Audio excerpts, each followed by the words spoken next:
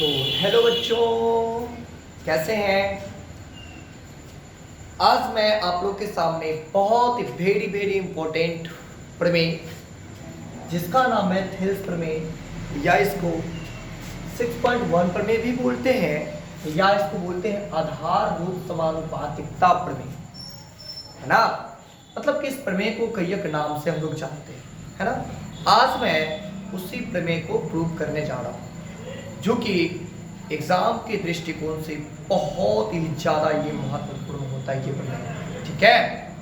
तो आइए सबसे पहले इस प्रमेय को हम जान लेते हैं, कैसे, क्या है रूल्स, क्या बात है इसमें, है ना। इस सारी चीज़ों को हम लोग जानते हैं, ठीक है।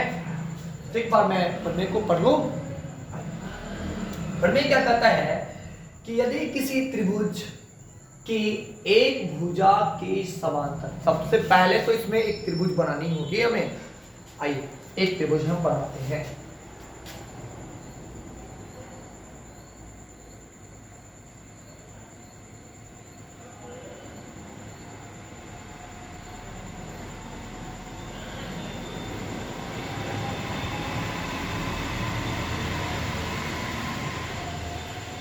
अब बच्चों ये मत बोलिएगा कि सर आप त्रिभुज ऐसे टेढ़े क्यों बना रहे हैं, इसका कुछ रीजन है, मैं बताऊंगा आपको। ये कुछ ज्यादा ही टेढ़ा हो,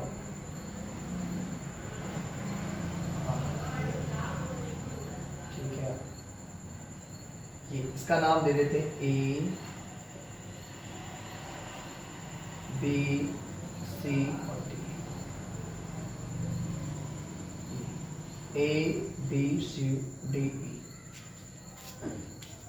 देखिए बच्चों अब तो इस पे काम करना है सिर्फ। ये टेढ़ा क्यों बना है ये आपको रीजन खुद ब खुद आपको पता चलने लगेगा, देखिएगा, जरूर देखिएगा, आपको खुद ब खुद पता चलने लगेगा कि टेढ़ा क्यों बना है, ठीक है। तो चलिए आप पढ़ते हैं।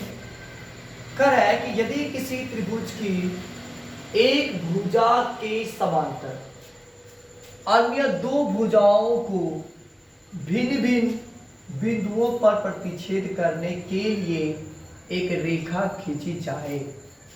ध्यान दीजिएगा बच्चों, लेट से एक त्रिभुज ए बी सी हमने बनाया, है ना। उसके बाद एक ऐसा रेखा का निर्माण करने, एक ऐसा रेखा खींचना है जो ये इसके समांतर हो जाए और ये अन्य दो रेखाएं जो है, अन्य दो रेखाओं को भिन्न भिन्न बिंदुओं पर प्रतिच्छेद करता है। ये एक बिंदु है और ये एक बिंदु है, यानी कि भिन्न भिन्न बिंदुओं पर प्रतिच्छेद करती है। तो लेट से डीई रेखा जो पारे जो बीई के समान बीसी के समांतर हो गया, है ना। और एक रेखा इसको यानी कि एबी रेखा को और एसी रेखा को बिंदु डी और बिंदु ए पर ई पर प्रतिच्छेद कर रही है ना। जो कहा वो मैंने कर दिया, खींची जाए, खींच दिया। तो ये अन्य दो भुजाएं एक ही अनुपात में विभाजित होगी, ये पूछा जा रहा है।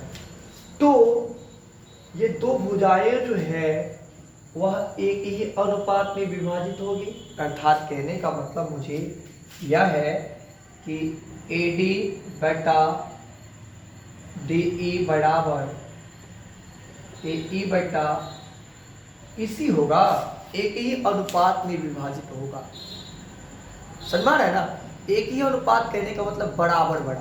देखिए अगर हो सकता लेट से इसका मान अगर 10 हो, इसका मान अगर 20 हो तो काटेंगे 1/2, यानी कि 1/2 इसका आ गया मान। हो सकता है कि इसका मान 6 होगा, इसका मान होगा 12, काटेंगे तो 1/2, यानी कि 1/2, 1/2 और 1/2 दोनों का मान सेम है, यानी कि दोनों एक ही अनुपात में विभाजित है। लेट से यही कार्य हमको प्रूव करने के लिए ये कार्य हमें प्रूव करने के लिए, ठीक है। तो देखिए बहुत बच्चे कहते हैं क्या सर, मतलब कि आप एक क्वेश्चन जो बना देते हैं उसी क्वेश्चन के पैटर्न पे क्या हम क्वेश्चन अपने आप से नहीं बना सकते? जरूर, बट प्रमेय बाबू अभी आपसे नहीं हो सकता, क्योंकि आप इसे बहुत सारे नए नए रूल्स लगते हैं जो कि आप पहले जानेंगे उसके बाद ही उसको कर सकते हैं, है ना। प्रमेय आपसे अपने आप में सॉल्व नहीं होगा। प्रमेय के लिए ना मतलब कि किसी न किसी गुरु का आपको जरूरत होगी, 100% किसी न किसी टीचर का हेल्प लेना पड़ेगा आपको, तभी आपसे प्रमेय सिद्ध होगी।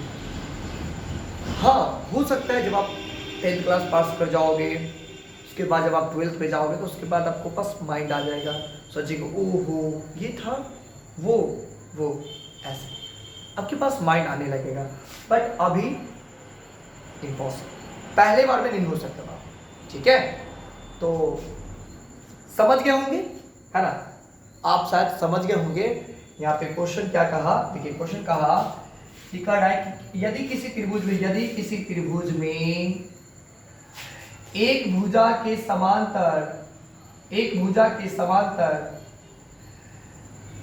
एक त्रिभुज ले लेते ABC कोई त्रिभुज है और यह एक भुजा के समांतर एक अन्य भुजाओं को खींचते हैं, देखिए एक अन्य भुजाओं को खींचते हैं, DE मान लेते हैं। तो ये भुजा जो होती है अन्य दो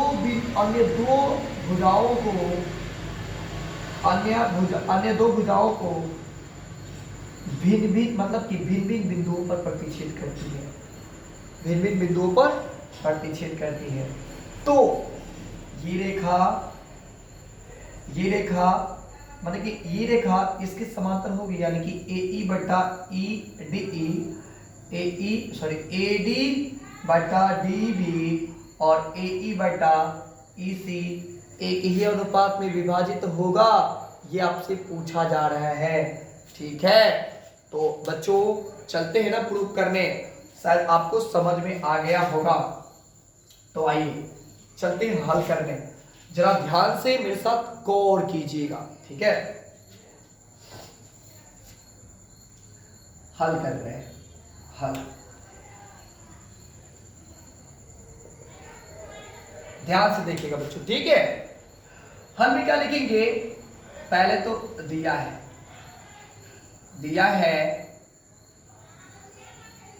कि क्या दिया है बच्चों, तो त्रिभुज ABC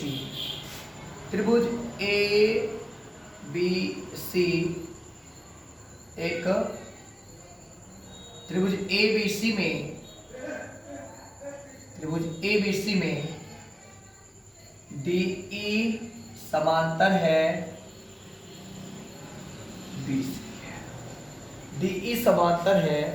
BC के, ये आपको दे रखा है ना बच्चों। जो दिया है मैंने पहले उसको लिख देता हूं, तो दे रखा है। तो आपको क्या सिद्ध करना है बच्चों, सिद्ध करना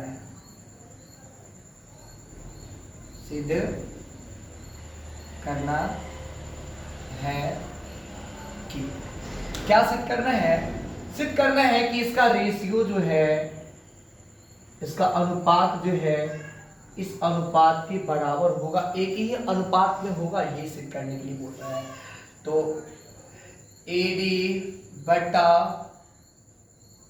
DB इज इक्वल AE बटा EC होगा, यह आपको कह रहा है। तो चलिए बच्चों अब हम सिद्ध करते हैं, तो चलिए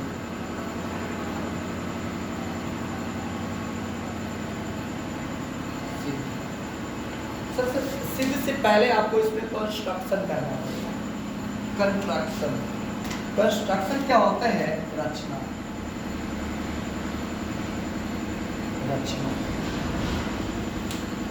अब देखिए हमें रचना की क्यों जरूरत पड़ती है, आपको सर कैसे पता चलेगा कि इसमें रचना करना पड़ेगा, यही तो बच्चे कुछ खास है, ये नहीं खास है, क्योंकि मेरा प्रैक्टिस बार बार हो चुका है, तो हमें पता है कि कहाँ पे क्या चीज को यूज करना है ना बच्चों।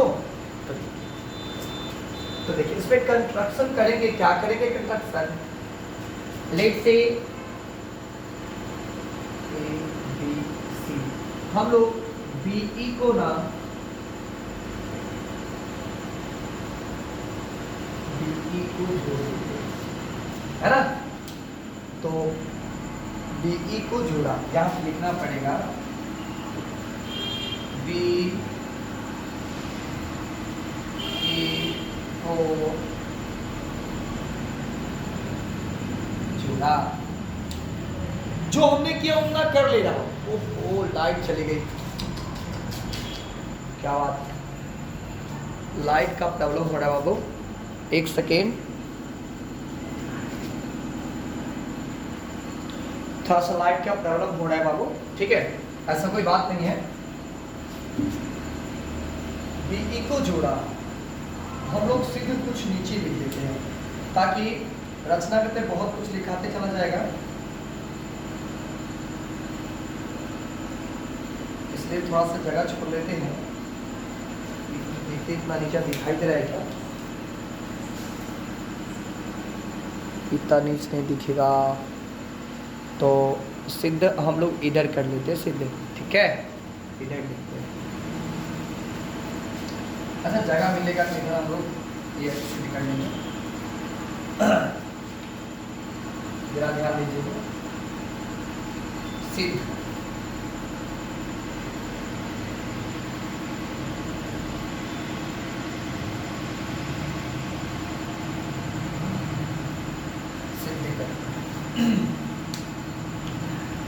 ध्यान दीजिएगा, हम लोग सबसे पहले इस त्रिभुज में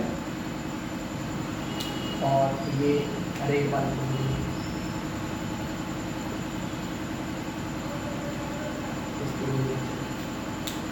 तो हमें सिद्ध करना है AD बटा DB और EAE बटा बटा में है, तो बटा में कब आता है? जब त्रिभुज का क्षेत्रफल निकालते, एरिया ऑफ ट्रायंगल, ठीक है बाबू, एरिया ऑफ ट्रायंगल आप निकालेंगे तब आपको पता चलेगा। तो यहाँ पे कौन कौन से त्रिभुज हो गए? एक तो हो गए ADE और एक त्रिभुज है DEB, ऐसे हो गया, ध्यान दीजिएगा। चलिए यहाँ पे चलते हैं, लिखते हैं एरिया ऑफ त्रिभुज, एरिया ऑफ त्रिभुज ABC बटे एरिया ऑफ त्रिभुज DE बराबर हो जाएगा 1/2 आधार गुना ऊंचाई।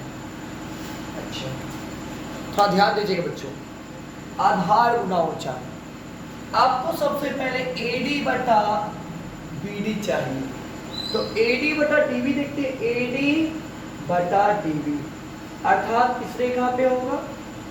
इधर वाले रेखा पे होगा, तो हम लोग इसको आधार मानते हुए चलेंगे तब तो निकलेगा।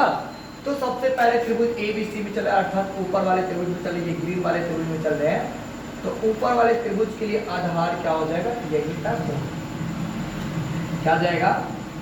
AD। लेकिन हमें ऊंचाई का तो नहीं मालूम है, लेकिन ऊंचाई का तो हमें नहीं मालूम, ऊंचाई कैसे निकलेगा? तो ऊंचाई के लिए भी कंस्ट्रक्शन करना पड़ेगा। कंस्ट्रक्शन करने से क्या होगा? देखिए कंस्ट्रक्शन कैसे सर, ये आधार है, तो आधार पे इस पे परपेंडिकुलर तो हम ऐसे भी लगा सकते हैं, यानी कि लंब तो ऐसे भी लगा देंगे इसमें, तो ये तो आधार है नहीं, हमें तो आधार ये चाहिए, AD चाहिए, तो इस पे तो AD मिलेगा नहीं, AD कहाँ? यहाँ चाहिए ना, तो हम लोग यहाँ से ड्रू करेंगे और यहाँ,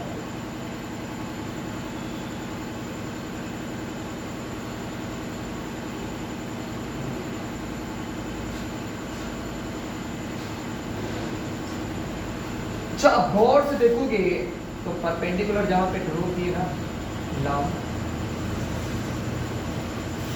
दोनों तरफ 90 डिग्री का बनता है। अब ध्यान से देखोगे तो इस ट्रायंगल को, यानी कि इसको यहाँ से लेकर के यहाँ से और इसको, तो ध्यान से अगर इसको ऐसे खींच करके लाएंगे तो ये कुछ ऐसे बनेगा, ऐसे, और यहाँ B हो जाएगा, यहाँ D हो जाएगा और लेट से ये कुछ ऐसा बनेगा, ऐसा ऐसा बनेगा। तो बाबू ये आपको 90 डिग्री का दिख रहा है क्या? नहीं ना। तो हमने एक कंट्रैक्शन जो किया है उसको तो इस प्रकार से खींचना पड़ेगा।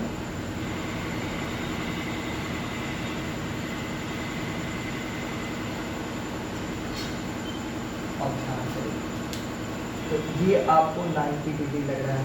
ये तो आपको लेट से ये तो ऑपोजिट एंगल हो जाएगा, ऑपोजिट एंगल अर्थात अधिक कोण, है ना। तो अधिक कोण तो हमें लेना नहीं, हमें तो लेना है समकोण ना। समकोण बनेगा ना वहाँ पे लंब जब भी डालेंगे तो, ठीक है ना बच्चों, ध्यान दीजिएगा। तो लेट से यहाँ पे इसका नाम एम रख देते हैं। तो आधार तो देखिए, आधार तो आपका यही हो जाएगा, तो इसका नाम क्या हो गया? लंब, यानी कि शीर्षलंब, दूनी शीर्षलंब। शीर्षलंब आपका क्या हो जाएगा? ई एम, ठीक है, ई एम। तो अब इसके लिए देखते हैं, इसमें इस एंगल में, तो इसके लिए भी तो ऊंचाई यही सेम हो जाएगा। तो 1/2 गुने आधार। आधार अब इस त्रिभुज के लिए आधार इस त्रिभुज में आधार कौन सा हो जाएगा? आधार ये न होगा dv इंटू ऊंचाई, तो दोनों के लिए सेम ही होगा क्योंकि एक आधार पे एक ही ऊंचाई होती है। और देखो इससे तो ये कट गया और इससे ये कट गया, तो बचा क्या आपका? बच गया आपका AD बटा D। ध्यान दीजिएगा, आपको पहला में AD बटा DB, AD बटा DB ये तो आ गया, है ना। तो चलेंगे फिर से, और फिर चलना है, और फिर आपको क्या चाहिए? AE बटा EC। तो AE बटा EC का है AE बटा EC। तो इसके लिए तो यही त्रिभुज से काम चल जाएगा, है ना। तो चलेंगे यहाँ पे देखेंगे area of triangle ABC by, अब इसके लिए क्या करना पड़ेगा? तो यहाँ पे एक बार परपेंडिकुलर हमने ड्रॉ नहीं किया है, साथ साथ यहाँ पे ड्रॉ किया है। यहाँ पे हमने क्या लिख देंगे? EM लंब AB,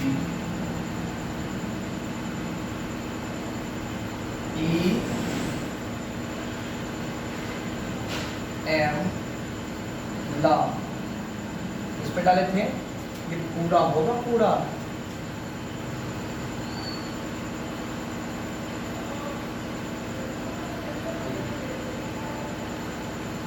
जी ये इसके लिए कंस्ट्रक्शन है। और अब पुनः फिर से चलते हैं, तो इसके लिए तो आपको सीडी को जोड़ना पड़ेगा,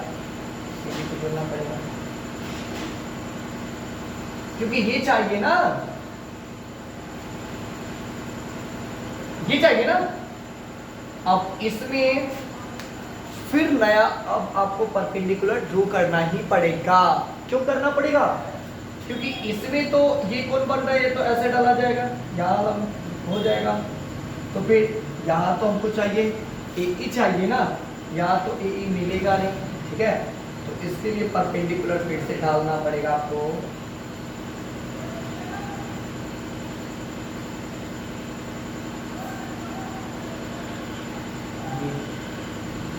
से इसका नाम 3 रख देते हैं, ये रख दिए, ठीक है। वो थोड़ा सा मतलब कि रेखा का बाड़ा हुआ तो वो घुसा जाता है, इसके लिए कोई दिक्कत नहीं है। आइए इज इक्वल 1/2 इनटू, अब इसके लिए आधार कौन सा हो जाएगा, ए बी सी त्रिभुज में, तो इसके लिए आधार ये हो जाएगा ए ई और इनटू लंब, अभी अभी परपेंडिकुलर हमने ड्रॉ किया ये डी बता। अब एक नया जो लिए त्रिभुज वो कौन सा है, ये वाला है, ध्यान दीजिएगा, ये थोड़ा सा डार्क मैं कर देता हूँ, ये डार्क, ध्यान दीजिएगा। तो इसका हो जाएगा एरिया ऑफ त्रिभुज D E C is equal 1/2 into, अब इस त्रिभुज के लिए, ये डार्क वाला त्रिभुज के लिए, ये त्रिभुज के लिए आधार कौन सा हो जाएगा, इसी इंटू लंब, तो दोनों के लिए ये हो जाएगा 3n, तो इससे इसको काट दो, इससे इसको काट दो, तब बचा आपको क्या, आपको बच गया ई बटा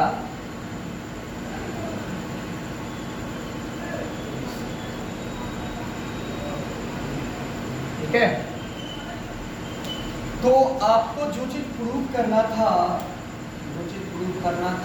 वो तो हमने ला दिया है।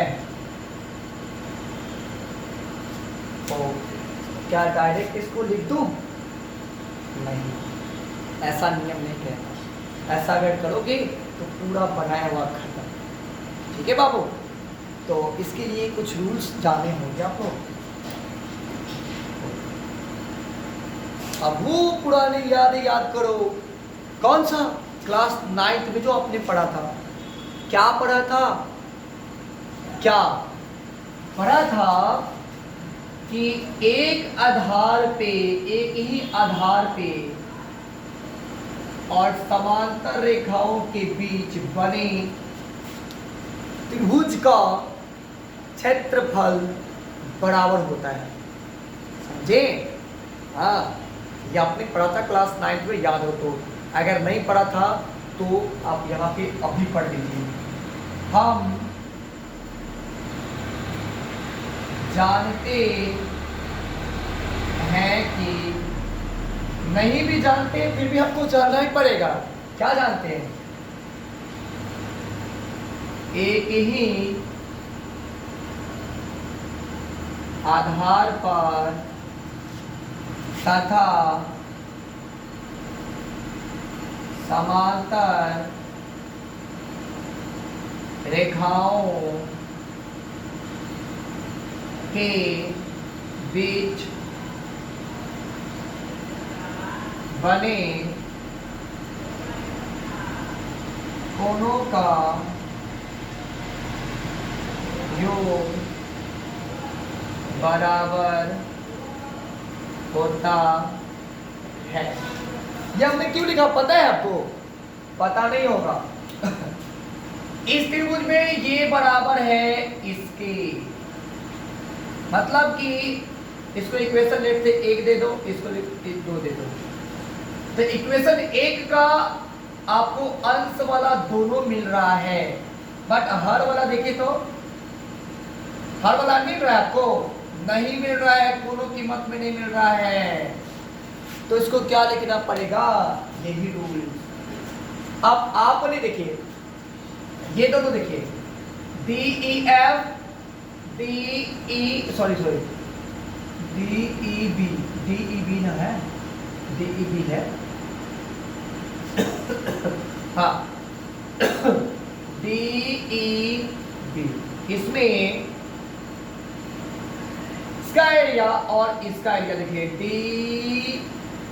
DEC में देखिए, ये दोनों एक ही आधार पे तथा दो समांतर रेखाओं के बीच, यानी कि समांतर रेखाओं के बीच ये दोनों का एरिया बन रहा है ना, तो क्या हो जाएगा बाबू, तब क्या हो जाएगा, वो क्लास 9 में हमने पढ़ा था, इसका दोनों बराबर होता है, ठीक है।